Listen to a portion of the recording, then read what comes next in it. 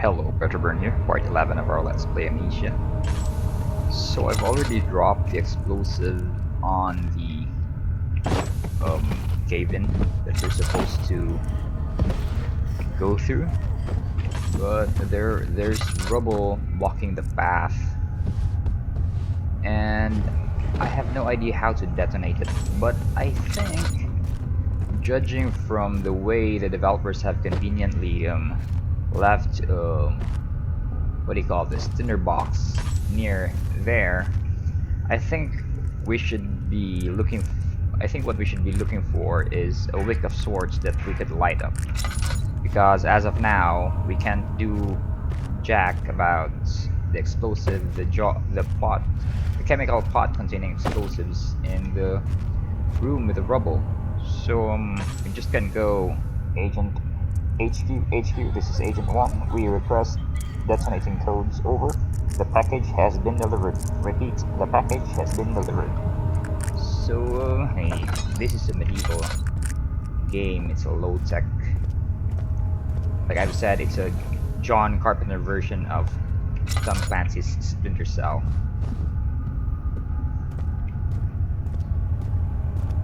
So I think we should go up and find that wick, or whatever is the equivalent of it, to remotely detonate that. He returned the teacup to the saucer and picked up the orb as one would an apple, and pondered on the strange happenings.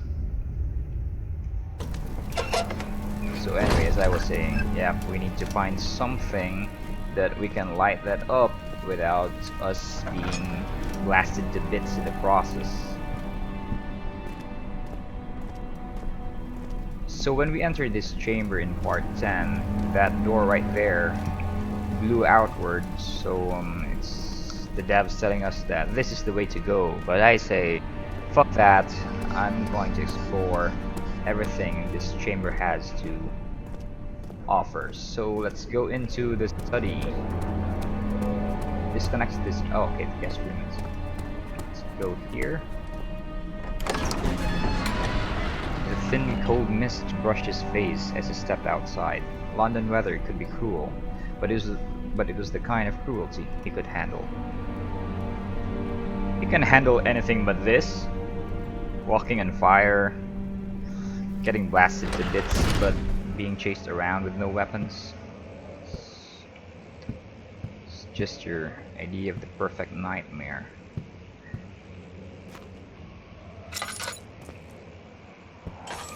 I guess we could just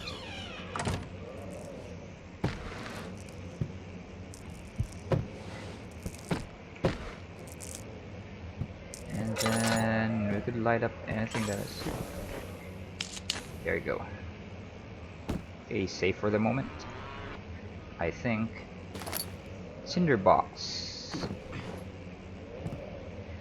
We should explore everything because we might miss. You know, I still don't know what these things are. They look like chests, but you can't open them. So they're like wooden stands of some sort. I don't know what they're for. Okay, we've got chemical apparatuses, but nothing out of the ordinary. Except for a crucifix. Let me carry this around and say, "Be gone! Get ye behind me!" But this isn't Christian lore we're dealing with. This is Lovecraftian at its best. Iya, Cthulhu Fatagan, and all that jazz. So, yep. Ooh. Nope, nothing there. And we can't move this. So, this room is essentially just a dead end. Whoa. Hope we didn't make enough noise that would attract whatever is in here. But I so hope that there's nothing. And I think I heard something. But let's not speculate on that.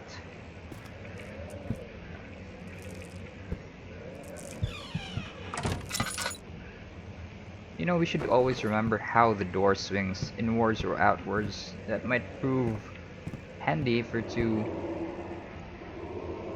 run screaming. Man, I should stop using my lantern. Our lantern. This is a Let's Play, Retro. Is anyone there? What? Did I just hear a voice?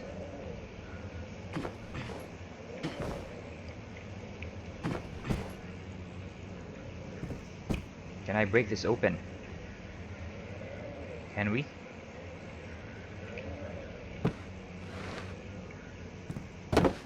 Nope. Second try. Nope. Oh, we got notes, but let's read that later. Thing here. Jesus, God knows we need oil. I don't know what will happen if we get stuck in some labyrinthine passage and we don't have something to light our way through.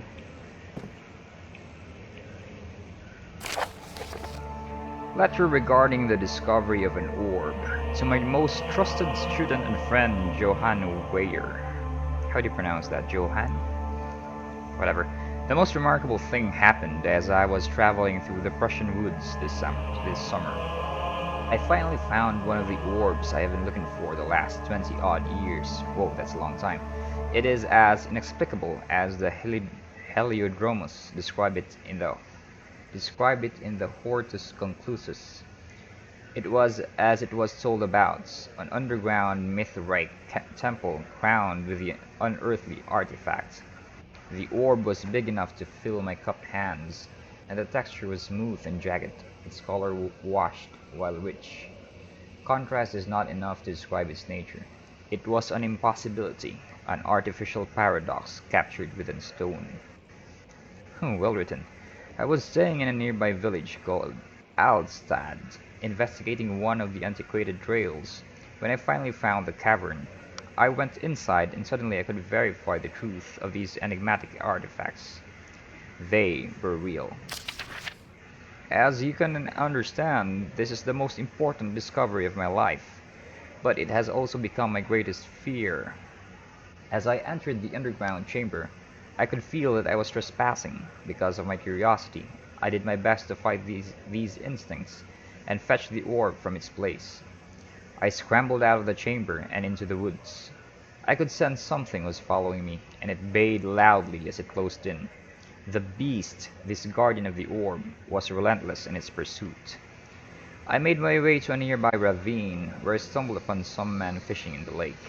I tried to warn them as I passed, but fortunately, they remained as I continued my escape. When I heard their cry of pain echo through the valley, I felt such a tremendous sense of relief, thinking I would be spared. Selfish bastard. Suddenly a blue shimmering light engulfed me, and the colors of the forest were washed away before my eyes. I kept running through the bleak surroundings. The trees had turned charcoal, black with leaves of cinder, the ground covered in murky water. I pressed on through the drenched land as the glowing ember gave way to the rising wind and rained on me. I could hear pleading screams in the distance, and I joined in as pain and fear overtook me. I fell to the ground, gasping for air. This certainly must sound strange, but I had been carried miles away across the Alps to a grassy field outside Genoa. The guardian had taken the orb from me, but still, until this day, I fear its return. My precious. Sometimes I lay awake at night, listening for the howling cry I heard in the forest. It has been nearly a decade, whoa, since that day, and I still haven't been able to write about the incident. The last time we spoke, you told me about your interest and ongoing research into the mythic orbs, and I realized I owed you the truth about my visit to Alstad. Your friend and mentor, Heinrich Cornelius Agrippa. Okay, what a story. So I hope the whole chamber doesn't change color on us now. What's with the stutter? Something's wrong. Only have 30 frames per second and the mouse movement isn't as smooth as it was. Is this part of the gameplay mechanic?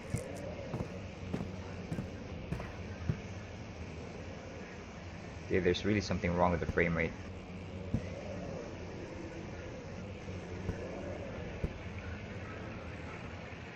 There's nothing here, right? Okay, cool, nice. Oh, what? Okay, okay, whoa.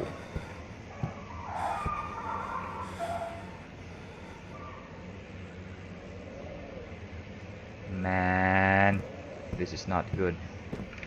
It's definitely not good.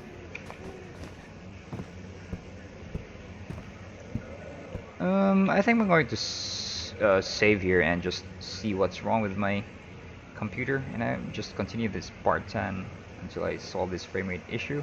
Pausing in 3, 2, 1. Okay, back. And yep, we solved the frame rate issue. I should start, just...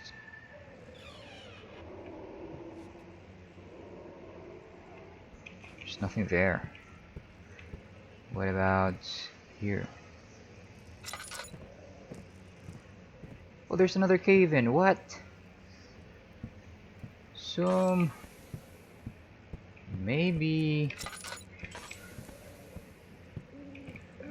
scanning mementos. Rubble from a cave in is hindering further passage in this. Okay, so that's not it. So we're only tasked to solve that particular cave in the storage area, not this one. So that's kind of relief because we don't have any more chemical pots to store more explosive compounds with. But another flashback. Let's see what you have to offer.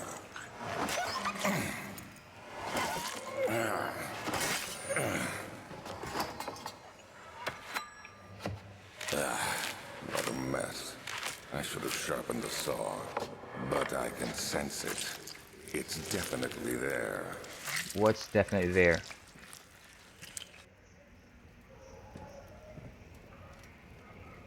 Okay.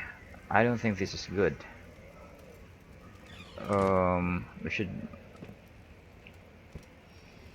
put something to. Okay, there you go. I hope that it will hold. I have no idea how to successfully barricade doors in this game. What was that?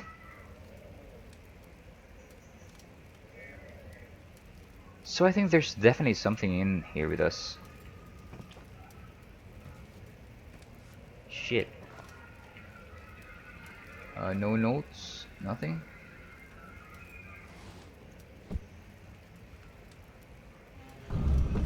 Oh fuck. Oh shit. Okay, great. Okay, here's another note. But first, yay, it's in your box. But what we need right now is a vial of oil. Because we're running awfully low on oil. We only have 2. Man, this house is creepy. So let's read this note. Anatomy Frontiers. 1658, January 9. Further disappointment. The antiquarian's latest findings yielded nothing. I'm still unable to grasp the inner workings of life and its relation to the power I sense within it. I shall pursue more books on the subject, but I suspect it will be in vain. Since no research has been made in my particular interest, I must attempt to fill that void myself. Clearly humans emanate more of the energy I seek, but I hope animals will suffice, as they would prove less of a hassle to acquire.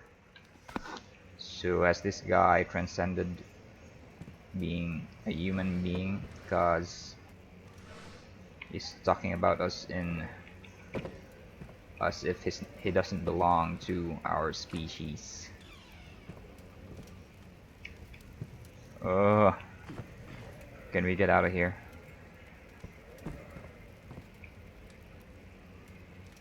So well-lit rooms are a two-edged sword in that,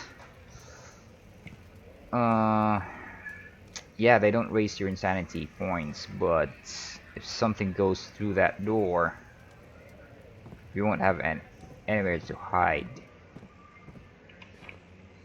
Shit.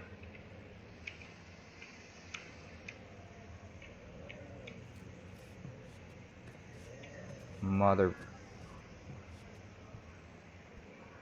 Okay, safe for the moment. We've got, I think, 3 minutes before the bell saves me from this torture I've subjected myself to. And home safe. He climbed out of bed and looked out the window. It was completely dark. He waited, glanced at the old clock, and waited some more. 4 o'clock, he thought. It's enough. I don't know what that meant.